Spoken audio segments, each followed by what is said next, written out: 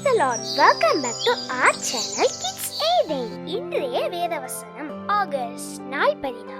வேதத்துல சங்கீதம் 55 18 வசனத்துல அவரும் எனக்கு நேரிட்ட போரை நீக்கி என் ஆத்துமாவை சமாதானத்துடன் மீட்டு விட்டார்.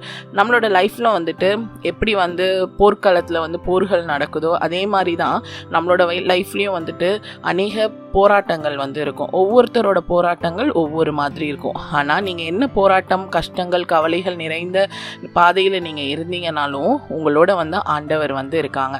ஆண்டவர் என்ன பண்ணுறாங்க, அப்படிப்பட்ட போராட்டத்திலேருந்து உங்களை நீக்கி உங்களுக்கு சமாதானத்தை தருகிற தேவனாக இருக்காங்க.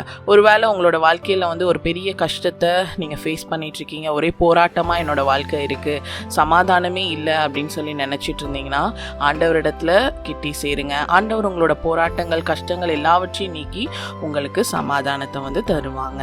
Have a beautiful day.